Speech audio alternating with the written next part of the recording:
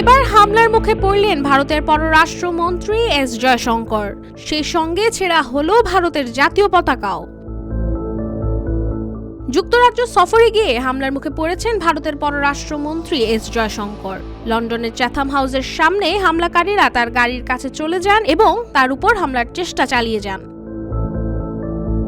বৃহস্পতিবার এক প্রতিবেদনে এই তথ্য জানিয়েছে ভারতীয় সংবাদ মাধ্যম ইন্ডিয়া টুডে। এদিকে ভারতীয় বার্তা সংস্থা এএনআই জানিয়েছে পররাষ্ট্রমন্ত্রী এস জয়শঙ্করের উপর ওই হামলার নেপথ্যে রয়েছে খলিস্তানপন্থী কর্মীরা। গেল বুধবার রাতে লন্ডনের চ্যাথাম হাউসে একটি আলোচনা সভায় যোগ দিতে গিয়েছিলেন জয়শঙ্কর। খলিস্তানপন্থীরা পতাকা নিয়ে জড়ো হয়েছিলেন অদূরের রাস্তার উপর। সেখানে পুলিশের সামনেই ভারত বিরোধী স্লোগানও দেয় তারা।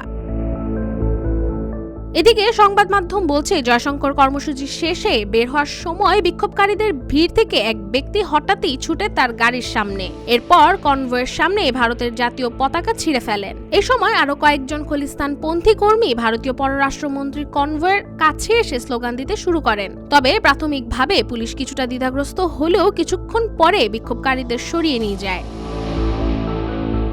এদিকে নিরাপত্তা বিশেষজ্ঞরা মনে করছেন এই ঘটনায় জয়শঙ্করের নিরাপত্তার ক্ষেত্রে বিপজ্জনক গাফিলতি স্পষ্ট রয়েছে। এই হামলার নেপথ্যে খলিস্তানপন্থী নেতা গুরুপত্তবন্ত সিং পুন্নের সংগঠন শিখস ফর জাস্টিস রয়েছে বলে প্রাথমিকভাবে মনে করা হচ্ছে, যা অতীতে এই সংগঠনের সদস্যরা ব্রিটেনে নিযুক্ত ভারতীয় হাই কমিশনার বিক্রম দুরাই স্বামীর উপর স্কটল্যান্ডের গ্লাসগো অ্যালবার্ট ড্রাইভের গুরুদুয়ারে হামলা চালিয়েছিলেন। এছাড়া লন্ডনের ভারতীয় হাই কমিশনের সামনে বিক্ষোভ প্রদর্শন ও হামলার চেষ্টার অভিযোগও রয়েছে এসএফজের বিরুদ্ধে।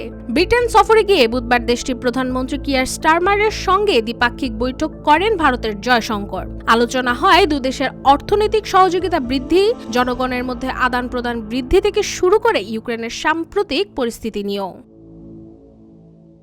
রাশিকা হোসেন, রূপালী বাংলাদেশ।